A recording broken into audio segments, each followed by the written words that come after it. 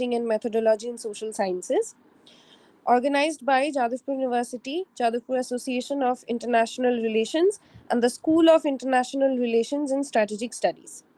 Today's topic is exploring the toolbox, navigating through qualitative methods. And our esteemed speaker for today is Dr. Partha Pratim Basu. Dr. Partha Pratim Basu is a professor of international relations at Jadavpur University.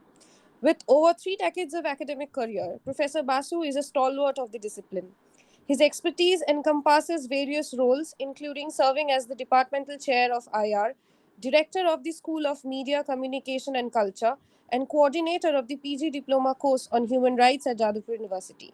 He has been the editor of the Jadavpur Journal of International Relations and the founder member, executive president of the Jadavpur Association of International Relations, Kolkata.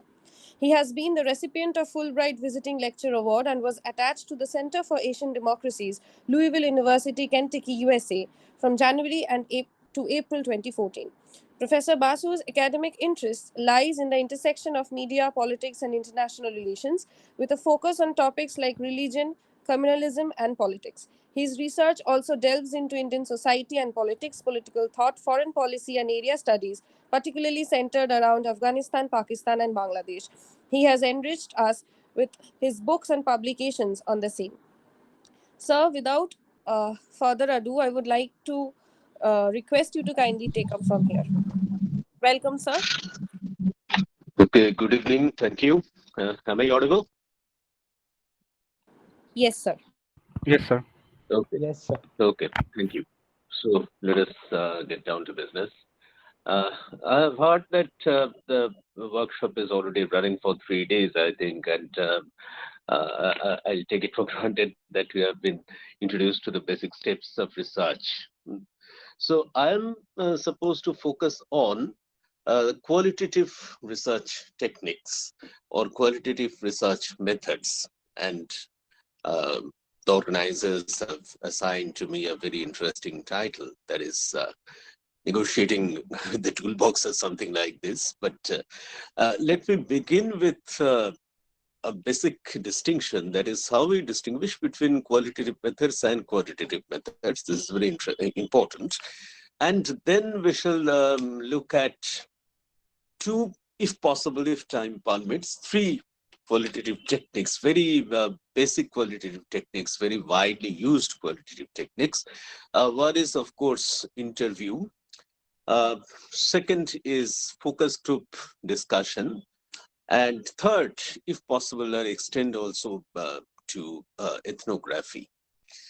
But before that, let me start out with the basic question that I raised, that how would we distinguish between qualitative and quantitative techniques?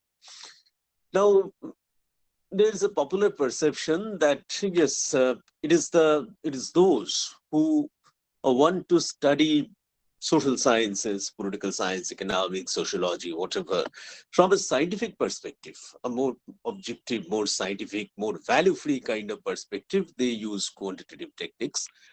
And on the other hand, those who do not emphasize too much on the science aspect, studying things scientifically, they take resort to qualitative methods. There is definitely a basic, the argument is fine. Now, when you talk about scientific study, you basically talk about measuring something. For example, if you talk about how you are feeling, whether you're having a temperature, yes. If you have a temperature, what it is, you have to put it precisely, 98 or 106 or 102 or whatever. If you talk about the weather, rainfall, once again, you have to express your data in specific terms, how many millimeter. Similarly, if you look at the health of the environment, once again, you have to be precise in that count.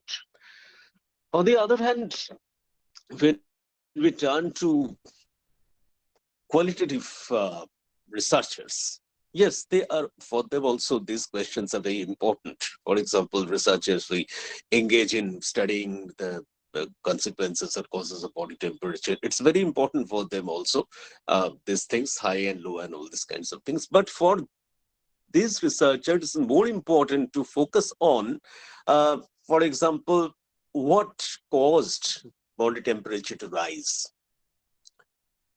and what kind of consequences can follow from it. I don't argue that the quantitative researchers, they don't attach priority to these questions. Definitely, they are also very much concerned with these questions, causes and consequence, context and consequence. That's absolutely fine.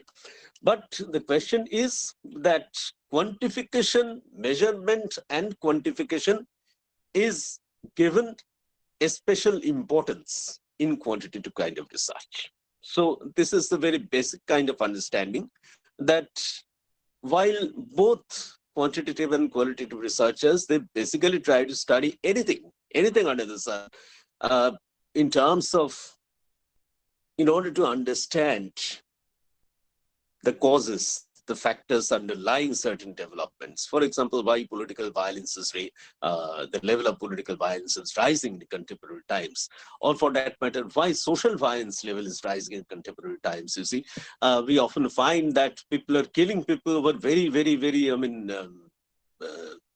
insignificant issues, 5 rupees or something like that. So this is also known as alarming than political violence, the graph of political violence rising. The rising graph of social violence is equally concerning, a matter of concern. So whichever way or whatever may be the problem we are studying, basically, as far as the quantitative researchers are concerned, they will argue that in order to understand the underlying causes and the probable consequences, you have to look at things through a quantitative prism. Until and unless you get your measurement right, it will be difficult for you to reach very, very meaningful answers regarding the causes and consequences of things. So this is the basic understanding. Quantification is given a pride of place in this particular kind of methodology. But I would like to mention another distinction. In fact, look at the entire distinction between qualitative and quantitative in a different way. I would like to point out that qualitative and quantitative are not simply different types of looking at, different ways of looking at the world. They actually suggest two different research strategies. Now, as I mentioned at the beginning, that I take that you have been introduced to the basic steps of research, how research proceeds. Now, here I would argue that if you look at a quantitative strategy of research, it will look something like this. You begin with a kind of a theory, that is an explanation which is already there. Rise in social violence, for example, under what circumstances social violence rises, or what are the factors that causes social violence to rise. There are theories by sociologists, political scientists, and others as well. So you start out with this kind of a theory. For example, you can link it up with the question of rising social violence with the question of declining economic opportunities. That's a very popular theory. Now, from this theory, you derive your research questions, and then you formulate a kind of possible answer, maybe in terms of this theory, that is the linkage between social violence and economic decline. And then you try to collect data. And finally, on the basis of analyzing this data, you try to reach your conclusions. On the other hand, this linear sort of progress that this quantitative strategy implies, this precision is not present really in the case of qualitative research. For example, in the beginning, it's not necessary that you always refer to a theory. It's not necessary that you always begin with explicit reference to a particular theory. Rather, you begin with a bit of ideas, a set of ideas, and with these ideas in your mind, you can very well start out to collect data. Now, those who have a more scientific bent of mind, those who have a quantitative, those who follow a quantitative strategy, they call it barefoot empiricism. But the qualitative researchers are not impressed. They say, fine, it will come back to theory at a certain point of time. So after this very, preliminary questions fetch you some data, then you can try to strengthen your questions. Then you can try to develop some theoretical reflections.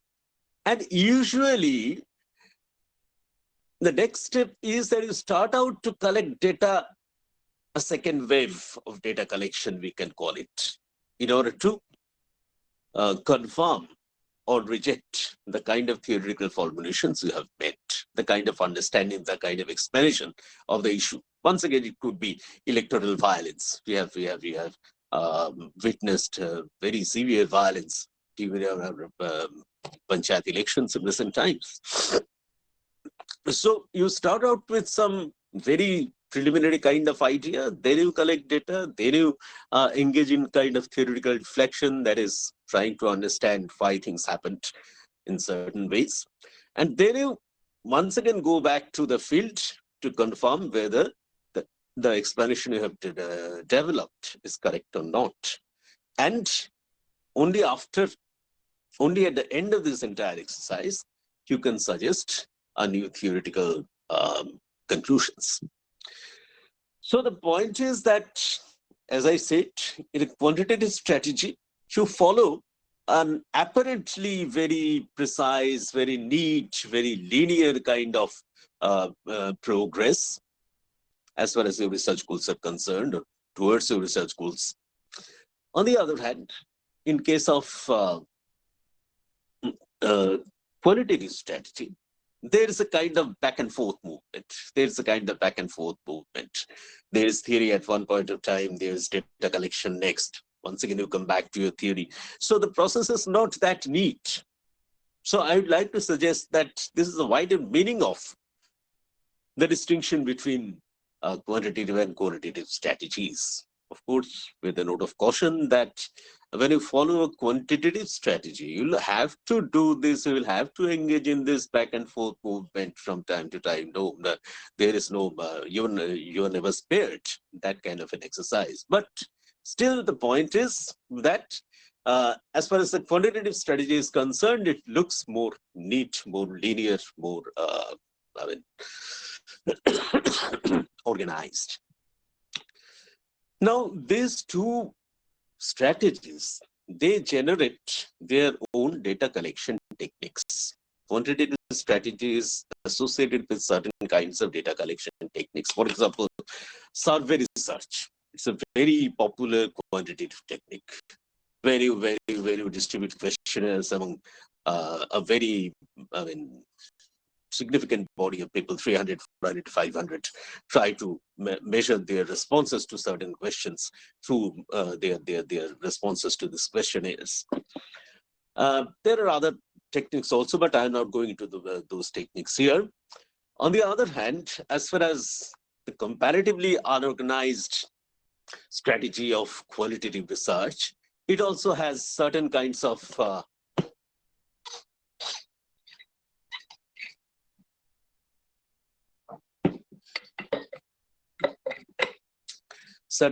techniques specifically associated with this particular tradition. And we are going to talk about three such techniques, as I have pointed out at the outset. There is first, perhaps, if survey is the most common quantitative technique, it has its counterpart in the qualitative tradition in interview, perhaps the most popular kind of thing. So interview, we are all familiar with the basic terms of interview, what interview is and how interviews are taken. But still we shall try to look at some nitty-gritty, how to carry out interview, why we take interviews and how to carry out interviews. This is one. Secondly, from here we shall move on to with some call a variation of the interview itself. That is focus group discussion. For in case of interview, it's a one-to-one situation. One interviewer, one interviewee. One person talking directly to another and collecting information. In case of focus group discussion, well, it is a kind of group discussion that the term is very much implied there. That an interviewer will be there, the researcher will be there, but there won't be any one respondent, several respondents will be there, and there will be no one-to-one interaction. Rather, there will be a free-flowing conversation, and the researcher will be alert to collect the necessary data, required data, requisite data, by watching, by observing, by scanning this easy-flowing conversations. So this is also very important and very useful technique that is emerging in contemporary times, in present times. So this is the second focus group discussion. And as I said, that we shall very briefly look at a third one, that is the question of ethnography or participant observation. Here, the researcher becomes a part of a real life situation, studying people in their natural settings. And there is not much interaction, not at least interaction in the sense of a format, the kind of format we noted in the case of interview, or maybe in the case of focus group discussion. But emphasis is more on observation, how people behave under the natural setting. So anyway, let's begin with interview.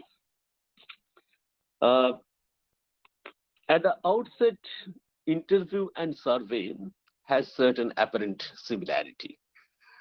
The basic similarity is that in both interview and survey, we find that people, the researcher talks to people, interacts with people, and collect information, particularly how these people respond to certain kinds of questions. This is the basic similarity, no doubt. On the other hand, in case of survey, you usually distribute a questionnaire, which is regarded as which is called a survey instrument.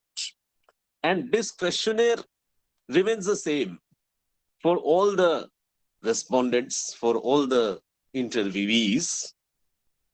Whereas in case of interview, quote unquote interview, we find that a questionnaire is very much there. But this questionnaire, the questions which remain in this questionnaire, questions which appear in this questionnaire, they could be tweaked. For example, you can add certain questions on your own, and this is very important, which is known as probing questions. On the other hand, you can change the order. If necessary, you can drop certain questions. But the point is that this somehow dilutes the objectivity of the whole thing. In first case, that is survey, all the respondents are exposed to the same kind of stimulus, the same kind of questionnaire. So therefore, they are responding to the same survey instrument. But here, the interviewer plays a very active role. And the questions he or she asks, the questions are largely which questions will be asked or not. There's a large scope for the interviewer's discretion. So therefore, the interviewer's role here is much more active. And why this difference between survey and interviewer? In one case, the interviewer plays only an inert role, that's distribution of questionnaire, that's all. And in the second case, the interviewer plays a very active role. Because when you engage in survey research, and we have mentioned that survey technique is basically a quantitative technique. Survey technique is a more scientifically inclined technique. So therefore, what you want to arrive at, what you want to achieve through your survey is some general conclusions about a body of people. How these people are responding to the issue of panchayat election violence, for example. What are their perspectives? Okay. But you're looking at looking at a very grand scale. 500 people, 1,000 people, 3,000 people, how they are looking at things.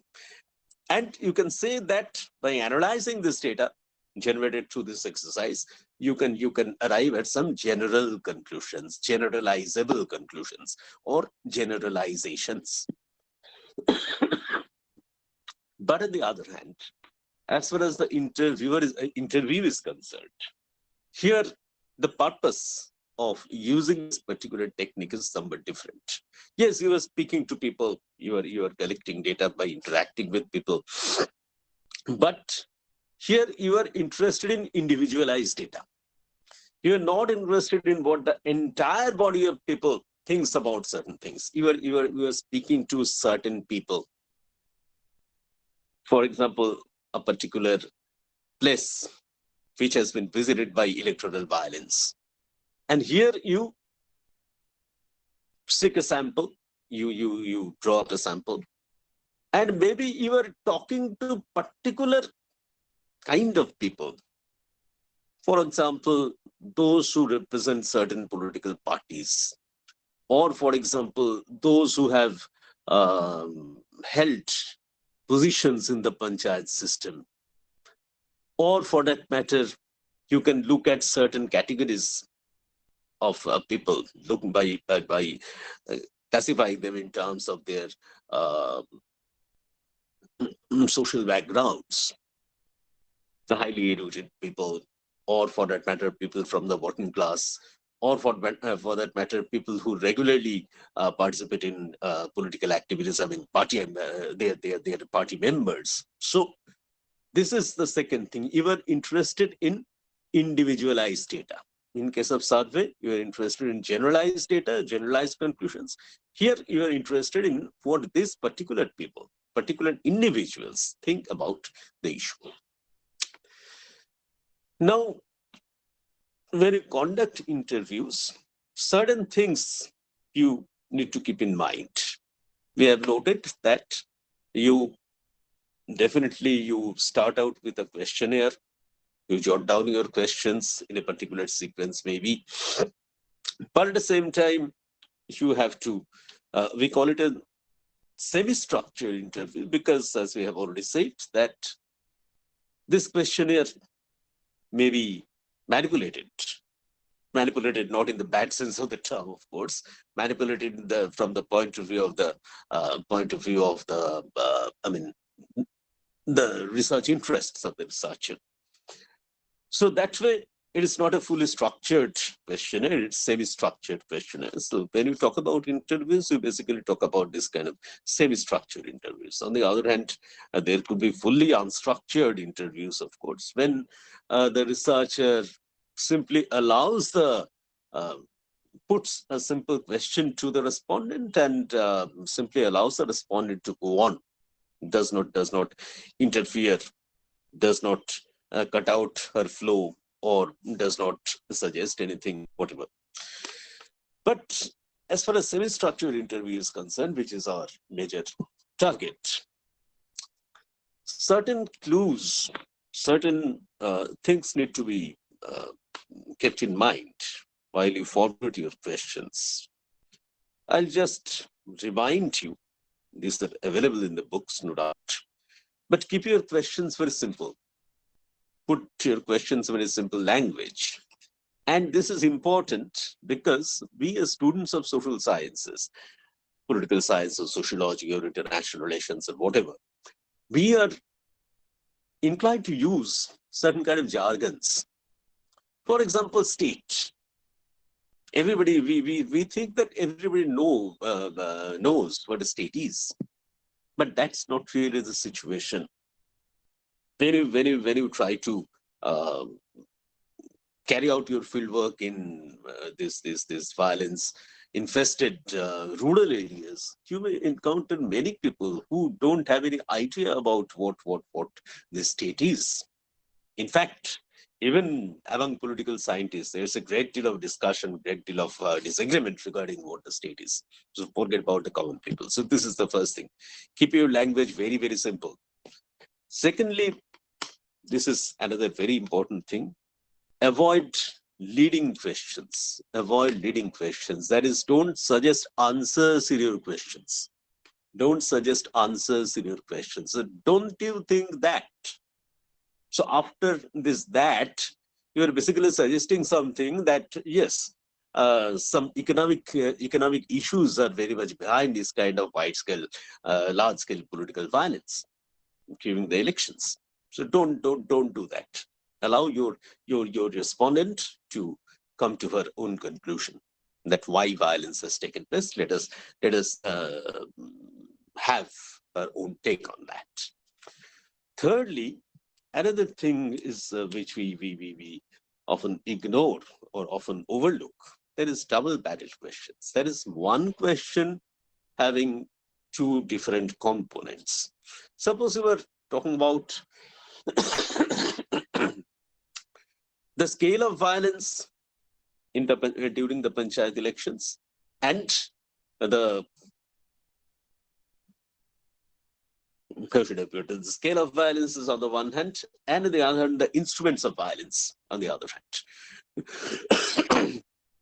Now, if you put both these things in the same question, that the scale of violence and what kind of instruments were used in carrying out this violence, or for that matter, the scale of violence and the possible perpetrators of violence, party A, party B, party C. Now, this will put your respondent at a very tight corner, that which question to answer, regarding the scale or regarding the perpetrators. So this is something you have to be careful about when you're formulating your questions. One question should have only one question. It should not have any kind of ambiguity. Fourthly, there are some questions which, if you put it mildly, you can call it sensitive questions. And if you put it somewhat different way, they could be threatening questions. That is, asking your respondents to reveal certain things that he or she may have observed before the night of the election, on the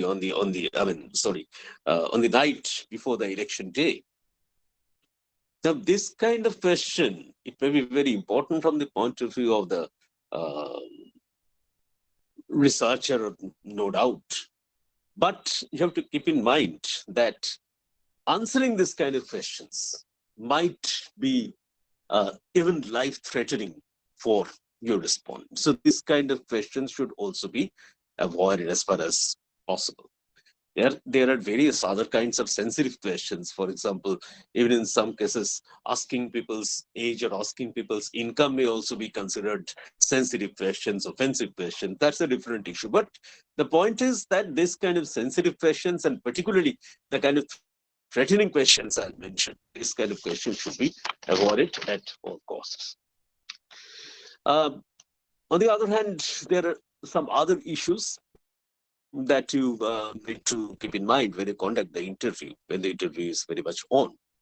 First and foremost is that it's not a very good idea to start out with your questionnaire, asking question 1, question 2, question 3 in the serial order, the moment you meet your respondents.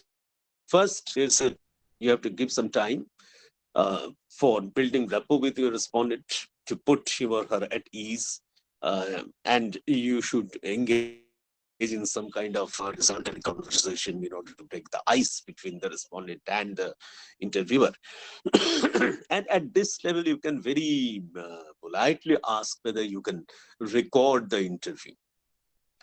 You should explain why you are conducting this interview, what's the object of your research, who will benefit from this kind of research, and you can coax and cajole a respondent by saying that, you see, by participating in this research, you are really contributing in a major way to this very high objective of the research.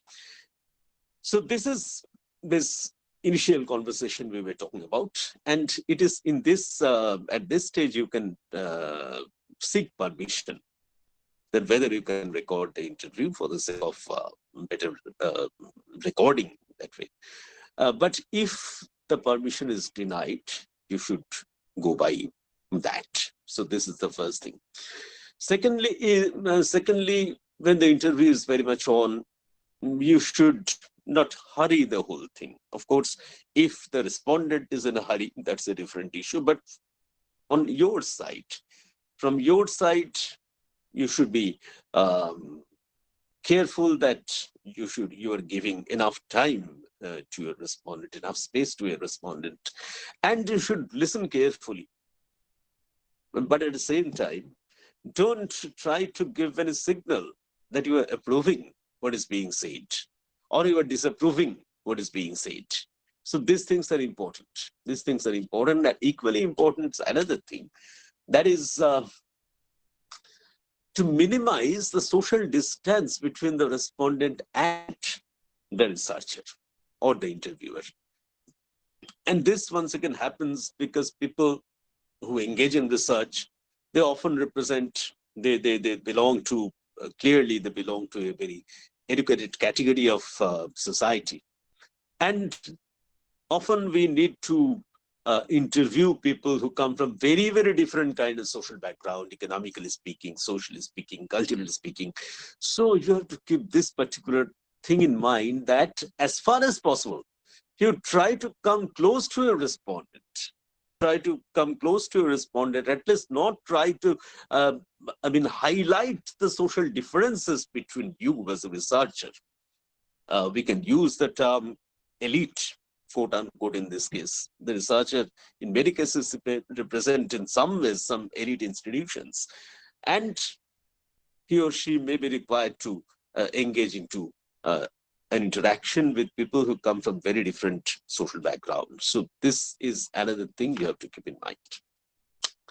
Number 5, yes, whatever the respondent is saying is very important, but you also try to guess what the respondent is not saying, what the respondent is suppressing, what the respondent is hiding. And in these cases, the body language of the respondent will provide you with very important cues. The body language of the respondent will provide you with very important cues. And therefore, cue to what? Cue to, it suggests that you need to ask probing questions, further questions, additional questions, whatever, to bring out whatever the respondent, for whatever reasons, maybe embarrassment, maybe something else, for whatever reasons he or she is trying to keep aside. And this much about the conduct of the interview. And the last thing in this connection is that interview is often conducted with elite people, what we call elite interviews. Very important political leader, very important business tycoon, very important journalist, for example. Now, in these cases, of course, you have to handle the whole thing with care. But at the same time, you need to interact with this kind of people for several reasons. For example, not only to get new kind of information, but also to get their particular point of view on certain issues, because it's these people who often influence the policy making process in society. So therefore, this is also important to interact with these people. And in this case, of course, what is important is to maintain, the interviewer should maintain comparatively, uh, I mean, lower profile, and allow your respondent, the elite respondent, to speak more, because that will be more useful, that will be more beneficial from the point of view of your own research interests. So this much about interviews. Now we come to the second uh, technique that we were talking about, that is focus group discussion.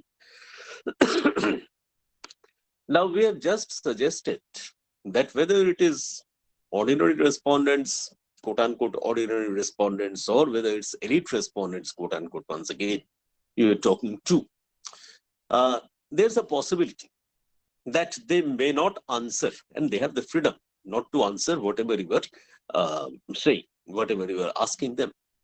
Now, they can directly say, in case of both elite and non-elite respondents, they can downright refuse to answer certain questions, that no comments, I'm not going to answer this question. Or, as we said, they will be saying something, but it's very clear to you as a researcher that they are not really, speaking out their mind.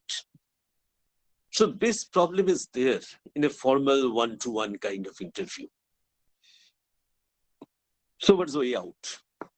One way out has been what we call a focus group discussion. Now, in a focus group discussion, the basic object, the basic idea is to bring out more information from your respondents. Now, focus group, basically, it's a group of 6 to 10 people. We can say it's basically like a group interviews to begin with. And this group has 6, 8, 10 respondents, not more than 8 to 10. And a meeting is organized, a meeting is held in a conference room kind of thing, not always in a formal sense of conference room, but a makeshift kind of conference room. But you can hold focus group interviews even in a bazaar under a banyan tree. You see, it's also possible. It all depends on the situation, on the group of respondents you are targeting. And the group discussion format is very informal. And the second thing is that when you choose your respondents, the respondents usually they are chosen with uh, similarities in their backgrounds. For example, you are talking to the members of a particular caste for whom a new kind of benefit has been announced by the government. A new kind of benefit has been announced by the government. For example, EWS people who have been included into the reservation. I mean, within the purview of reservation a few years ago. So you can talk to this potential EWS reservation beneficiaries and um, talk to them, interact with them within um, group interview format or focus group format. Uh, the third thing is that here there is no formal interview that goes on.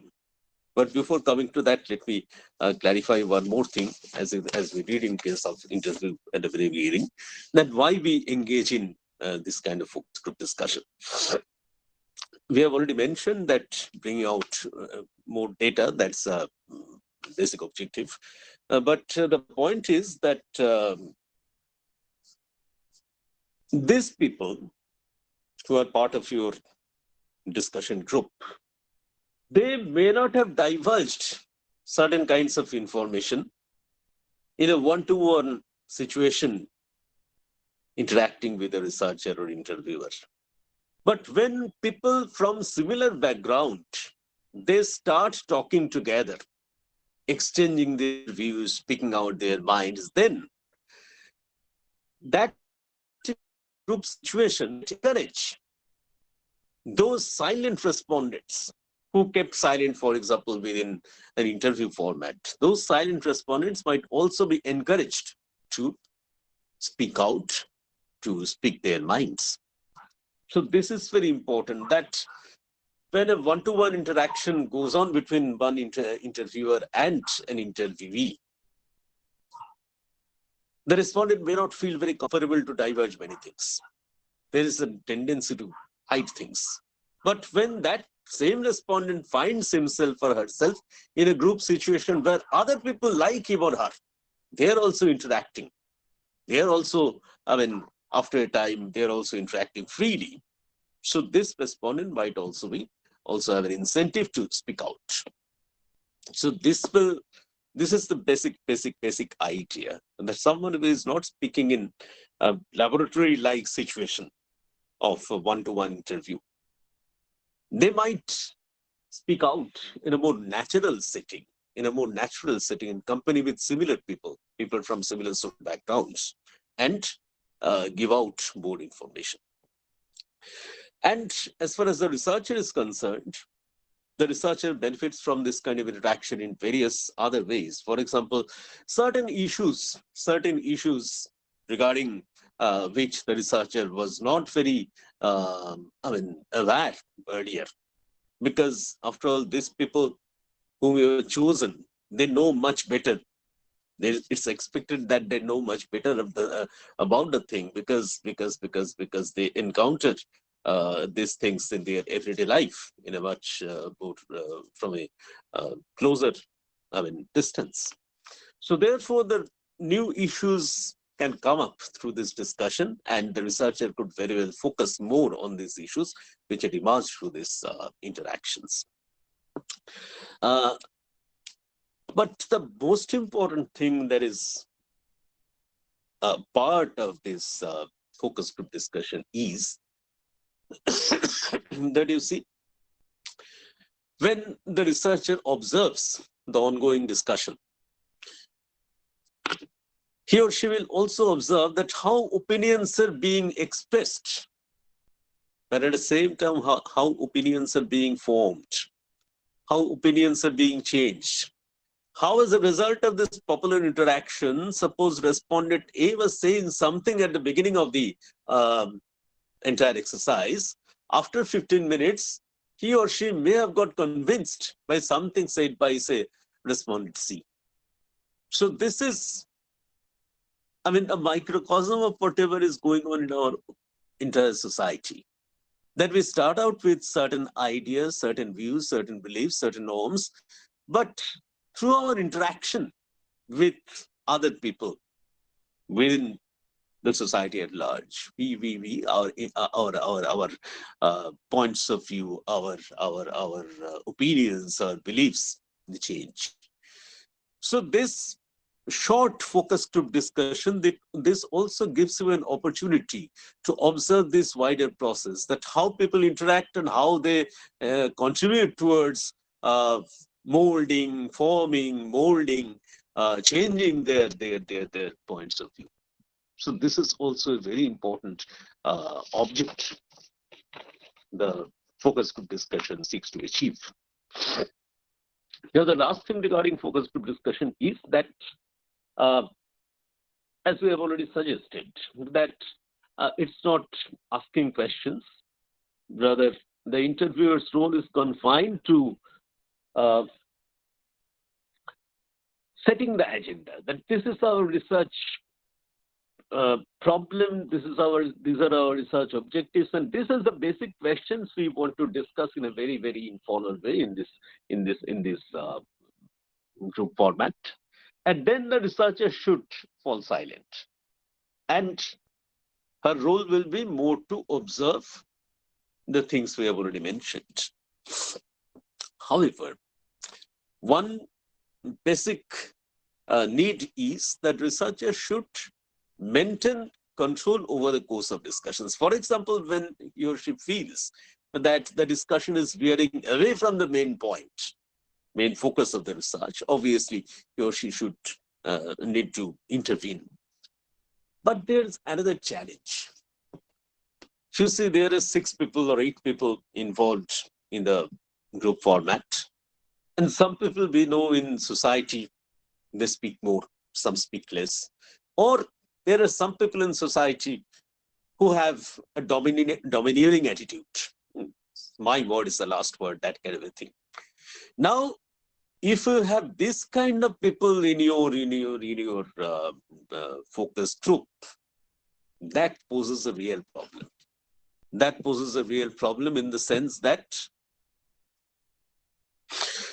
uh, in the sense that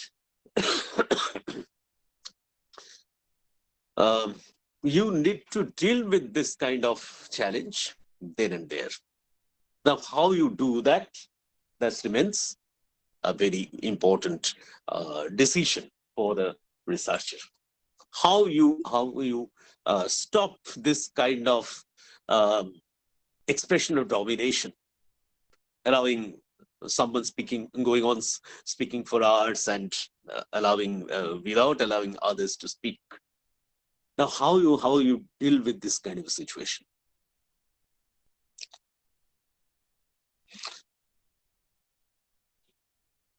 So,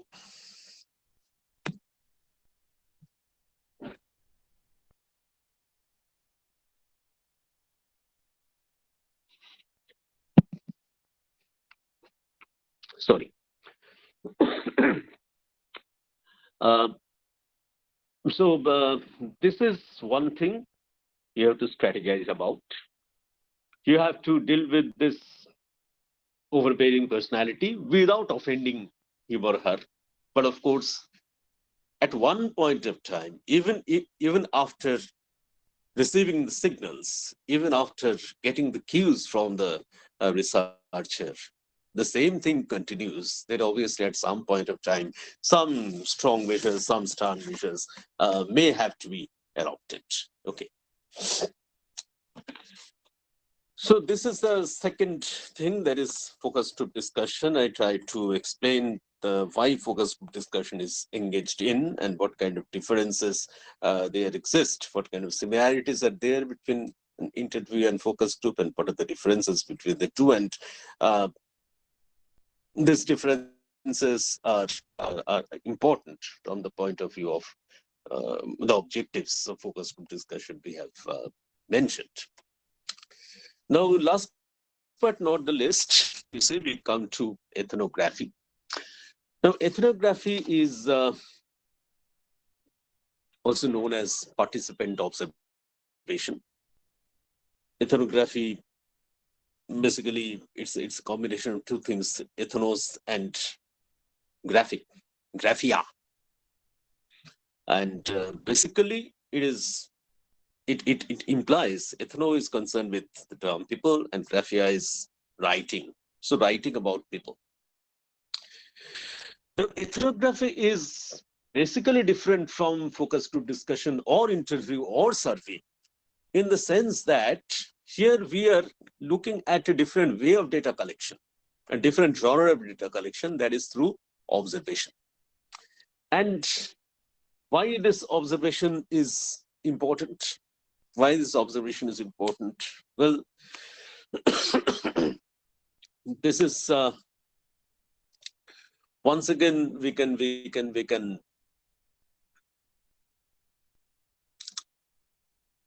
argue that some sensitive issues which people do not talk about, neither through the interview format nor through the focus group discussion. So, under this situation, what the researcher has to do is, if particularly this kind of things are very important uh, for a research, as we are talking about the panchayat election violence, that this whole issue is as a sensitive dimension itself.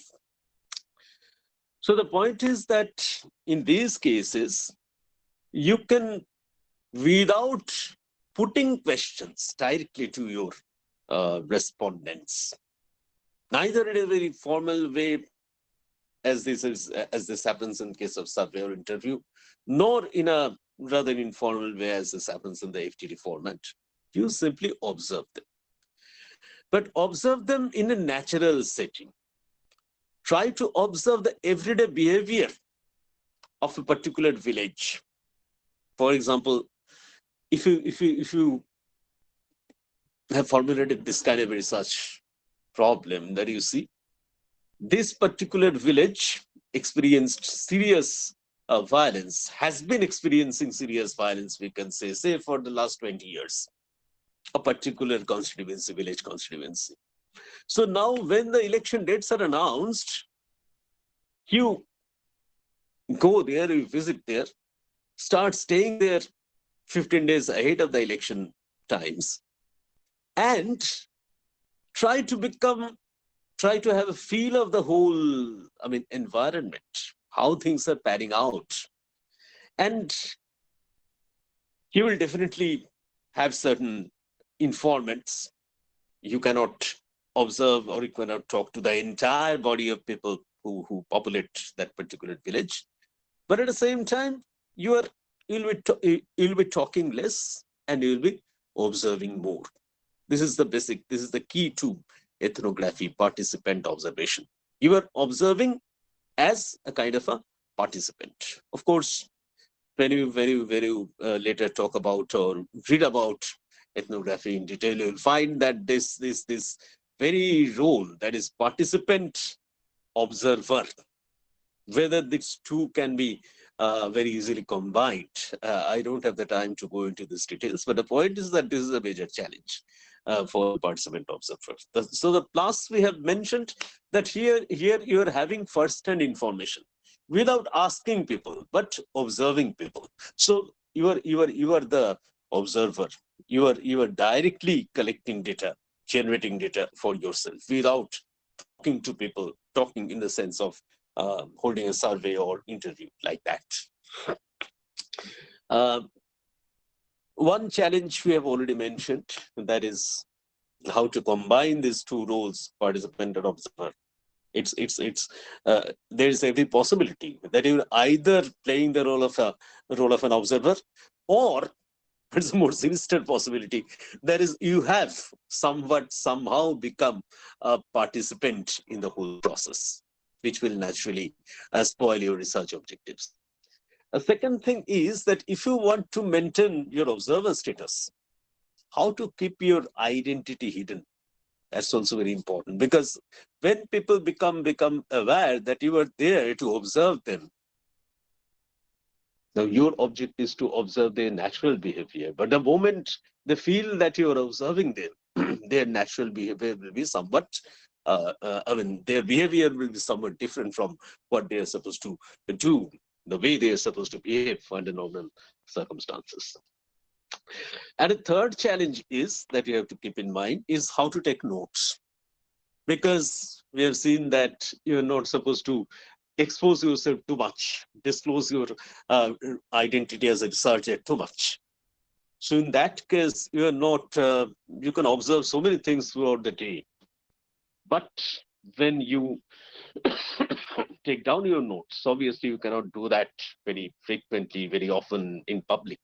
So you have to get back to your notes either during the midday or in the evening or something like that.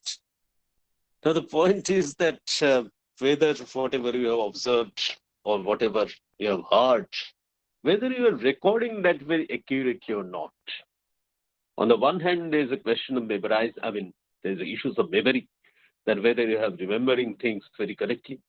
And on the other hand, there's the issues of your personal viewpoints percolating into your field notes and contaminating your field notes. In other words, whatever you are recording as you have observed or particularly you have heard from certain people in the course of your day, maybe you are in recording those things, you are putting your own words in the mouth of your uh, the subjects of your observation. So these are the three main challenges: how to maintain the observer status, how not to allow it to relegate, to be reduced to participant status, and finally how to take field notes. So with that, I come to an end of this discussion. Uh, we started out with drawing a distinction between qualitative and quantitative methods, and then we try to elaborate a little on three very popular qualitative methods. There is interview, focus group, and ethnography. Of course, I had to hurry somewhat because of the time constraint. But if you have any questions, anyone, I'd be happy to answer.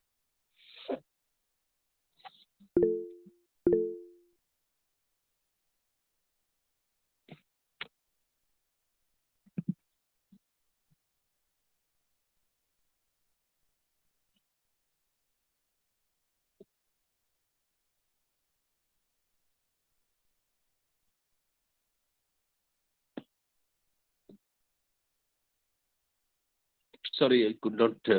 I didn't get the question. Could you flash it once more?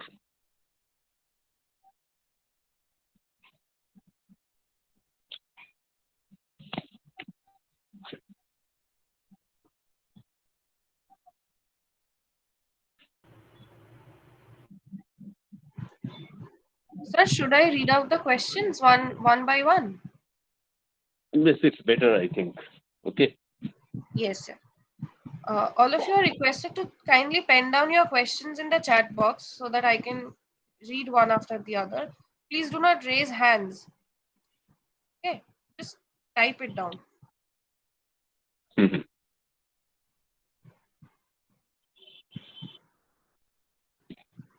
So the first question is from Abhishek Chakraborty. He is asking, should the level of religiosity in a group be measured through ethnography? If yes, how? If no, then which is the best method? Should the level of religiosity in a group be measured through ethnography? Yes, how? And no. Yes. So let me answer. Good question. Yes, when you talk about religiosity, because when you directly ask someone about the religion you believe in or what kind of religious practices you follow, you may not get always very direct kind of answers because there are different kind of attitudes, different levels of acceptance to religious activities in all kinds of societies. But at the same time, we all know that people are religious or they're in their own ways, religious, quote unquote, religious in their own ways. But part of it could come out through interview like exercises, but ultimately you'll have to engage with their everyday lived practices of these people to get a final to take a final call on this issue. And it might bring out very interesting things that people who don't uh, think that they're religious, the researcher might find that they are also engaging in religious practices, at least from the point of view of the researchers. So ethnography is definitely, of all the available resources, as far as social science techniques are concerned, ethnography is perhaps the best suited to deal with this kind of questions. So the next question is from Sharanya Chaudhary. She is asking, during ethnographical research, being an observer, how should I prevent biases from contaminating my notes? Yes, this is a very important question, but the point is that one thing is that you should be conscious. See, we are all individuals. We are all, all researchers are basically individuals, and they have their own biases. So one thing is that I must be conscious about my biases. I must try to, bring out my biases at least to myself, and then, as an honest researcher, I should always try to set aside this kind of biases to interfere with my research notes or research findings. And on the other hand, there is the question of a strategic issue. That is, as I said, that if you take down the notes at the end of the day, there is greater possibility that your notes will be contaminated, your memory will fail you, or even if you can effectively manage to separate your biases from your research notes. So it is better to find out times, say after every 4 hours or 6 hours or something, if you divide it 12-hour day in several segments, to take down your field notes at least thrice in a day. So these are the two things I suggest. One, becoming conscious of your biases, and two, instead of resorting to your notebook at the end of the day, try to find time for taking field notes twice or thrice. Sir, Oritra Moitro is asking, for qualitative research, is there some benchmark that would separate an opinion from a proper research work? How do I make sure my paper is not turning into an opinion op-ed? Okay, this is also a good question, but this does not apply only to qualitative research. In fact, basically, as far as I said in the very beginning, that whether it's qualitative research or quantitative research, you are focusing basically on two things. One is whatever you are studying. For example, we were giving the example of electoral violence. One question is the why question, why things happened, how things happened, and of course, on the other hand, what kind of implications, what kind of consequences these things can produce. If you keep these two objects in view, then definitely you can handle this kind of question that we're arguing. That the next step is that once you have put the why question, you are seriously, sincerely, honestly collecting data, and your conclusions are based on this database. So this is important to ensure. So this is what will help you to address the question that you have raised. Very interesting that I am not writing an op-ed. Op-ed is basically I am simply sharing my views. But when you engage in research, even if you develop a view at the end of your research, ultimately that view is based on scanning a number of people's views, whether collected through interviews or focus group or ethnography or survey, whatever. That's the ultimate goal. So you have to be honest to your basic role as a researcher. That's finding an honest answer without putting, ventilating your own ideas as your research conclusions. Now, there is a tendency that at the beginning you start out with a kind of idea, and there's a tendency that, ultimately I am going to establish this idea through my research. So this is a very dangerous tendency. This is something which is going to reduce your research to the level of an op-ed. Okay. Sir, we have one more question from Shantan Bandyopadhyay. He's asking, sir, how to avoid reactivity, interview bias in an interview where the respondent try to show his good side. Secondly, what is triangulation in data analysis? And thirdly, how to avoid information bias in an ethnographic research? Good question, Shantan. It's informant bias. Actually, I'll deal with question one and talking about interview bias, and they're talking about informant bias. Okay. As far as informant bias is concerned, there is a technique, very popularly suggested technique, that in case of interview, you do two things. In fact, one, you can, as we said, that you can always use probing questions, and secondly, you can use the same question twice or thrice to your entire interview. Suppose you put it at number 3, then put it at number 7, then put it at number 11. And you can observe whether the response you are getting is a similar kind of response. And this is another way to find out whether there is kind of bias working on the side of the informant as well. Now, the point is that as far as interviewer bias is concerned, and respondent's bias is concerned, the two need to be treated differently. Interviewer bias basically spoils one's research objectives, as I said in response to another question, that when your own, the ideas with which you have started out, they ultimately develop as your research conclusions. That's dangerous for your research output. But on the other hand, as far as the respondent's bias is concerned, then you can very well, that itself could very well be a kind of source of your data. And as far as triangulation in data collection, this is also an important question. That is, as far as we have talked about the distinction between qualitative and quantitative techniques, okay?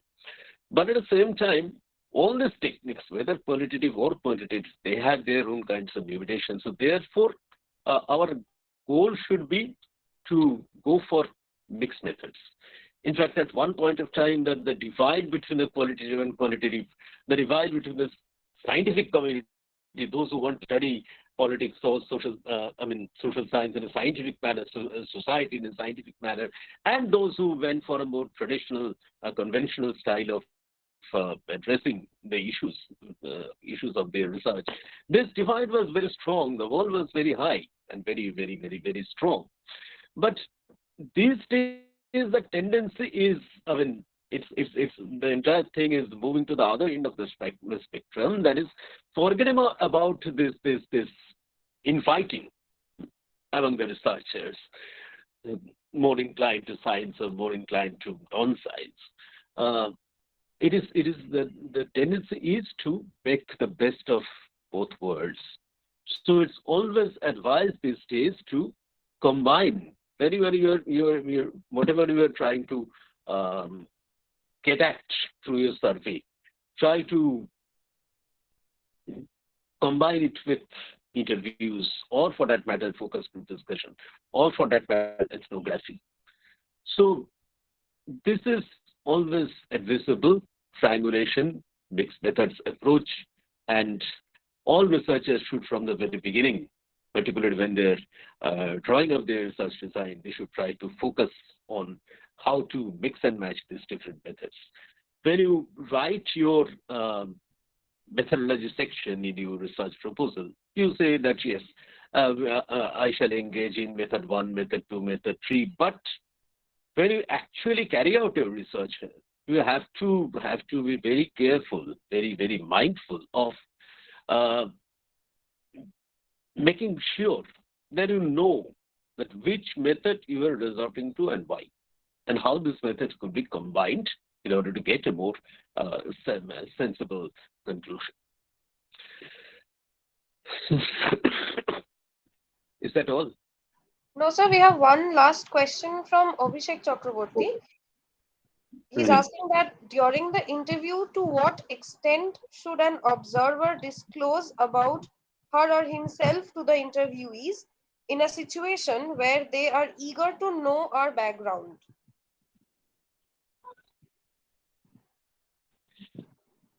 Sorry, could you repeat once again? Sir, during the interview, to what extent should an observer disclose about herself or himself to the interviewees in a situation where they are eager to know our background?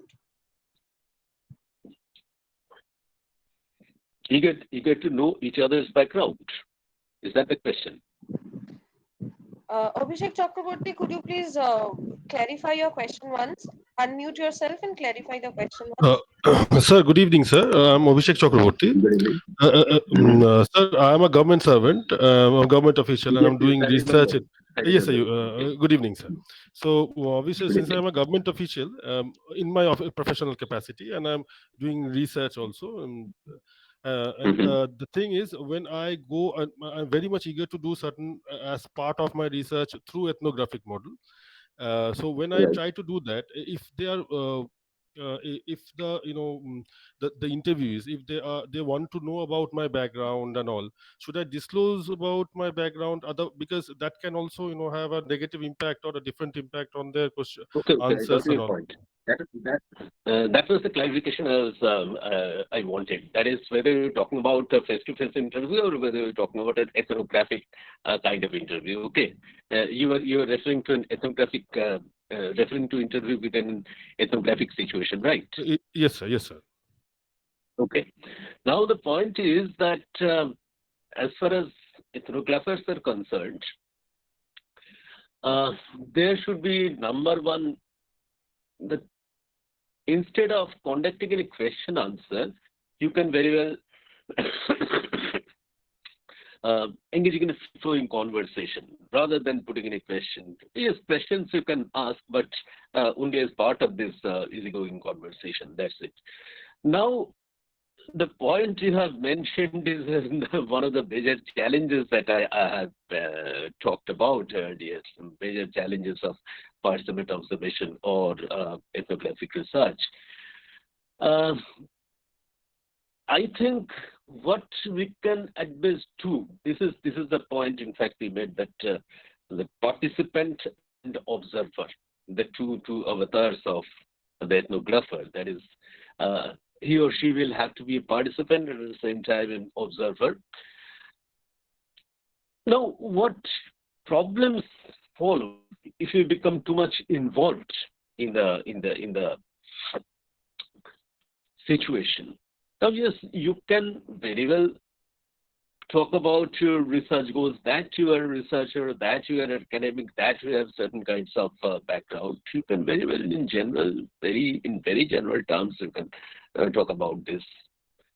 But when you, as you said, that disclosing your identity in a deeper sense, I mentioned that even within an ethnographic situation, you need to rely on certain key informants.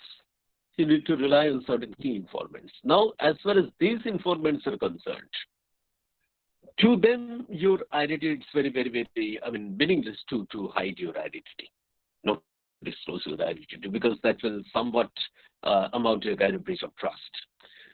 But at the same time, there is a problem of disclosing this identity even to your key informants, because you might find at one point of time, particularly ethnography involves remaining engaged with a particular site, particular research site for a long period of time. And you might find that you are being captured by your respondents' views.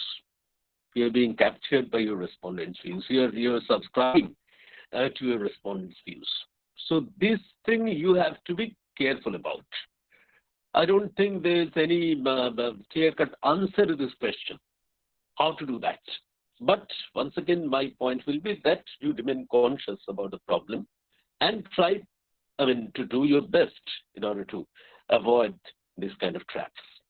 There is no rule of thumb as far as these questions are concerned. But this has remained a major challenge. This has remained a major challenge. Thank you. Thank you so much, sir. I hope there are no more questions. And sir, should we end it then? Yes. Thank you, Thank you everyone. so much, sir. Thank you so much on behalf of the organizers. You have taken out this much time to enlighten all of us. I hope everybody has enjoyed today's lecture and has learned a lot from you, as we all have always enjoyed your classes. And sir, in case they have any further questions, some of them are asking, can they email it to you, or is there any other way that they can get in touch? Yes, they can. You can share my email ID with them, and they can get in touch with me through email. Okay, sir. Thank you so much, sir. Thank you once again. It was great pleasure listening to you. Thank you, sir. Thank you, sir. On my part also, this live interaction was very, very enjoyable. Thank you.